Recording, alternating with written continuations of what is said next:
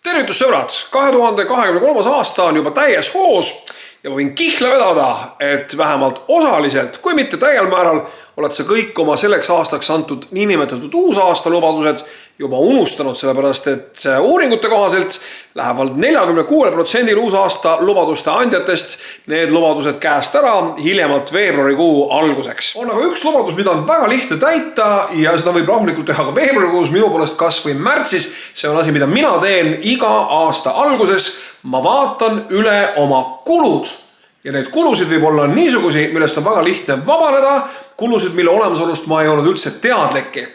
Näiteks kõik võimalikud tellimused, ajalehe tellimused, mingisugused tellimused, mida ma ammu enam ei kasuta, mingisugused äpid, mingid subscriptionid, mustmiljon pisikest asja, mis kokku annavad aasta lõikes täiesti märkimisväärse summa.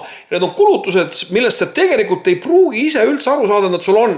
Kuna nad nii väikse haaval su arvelt maha lähevad, sa ei pane neid lihtsalt tähele.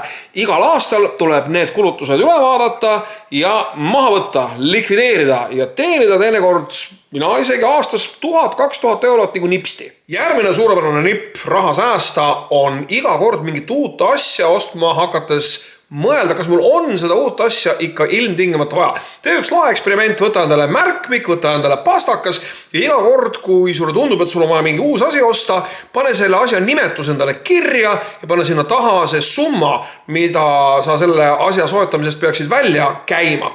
Ja nüüd nädala lõpus tee kokkuvõtte, jätta need asjad esialgu ostmata, vaata, kui palju sa raha kokku hoidsid, siis korruta see number 4-ga ja saad teada, kui palju sa kuu jooksul võiksid raha kokku hoida, kui sa ei osta tingimata neid uusi asju, mida sa hirmsasti tunned, et sa tahad me tihtilugu, pahatihti kipume uutesse asjadesse ka täiskasvanutena suhtuma nagu lapse. Me tahame uut mänguasja, aga hiljemalt järgmise päeva hommikuks oleme sellest lihtsalt tüdinenud. Jäta palun need asjad ostmata ja teenid niisugust raha, et hoia ja keela.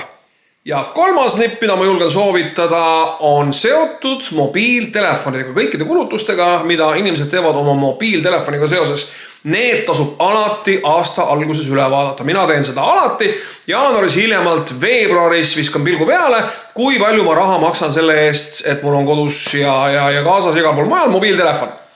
Ja praegu on absoluutselt õige hetk minna Tele2 koduleheküljele aadressil tele2.ee/piiramatu ja vaadata, kui palju sul õnnestub raha säästa siis, kui sa võtad piiramatu perele paketi. Mida rohkem numbreid, seda suuremad säästud, seal on isegi tulp kirjas, kui palju sa ühe või teise või kolmanda või neljanda numbri lisamisel kokku hakkad hoidma. Niisiis, mine kohe Tele2 koduleheküljele ja hakka raha kohe kokku hoidma ja enam ühtegi põhjust seda mitte teha.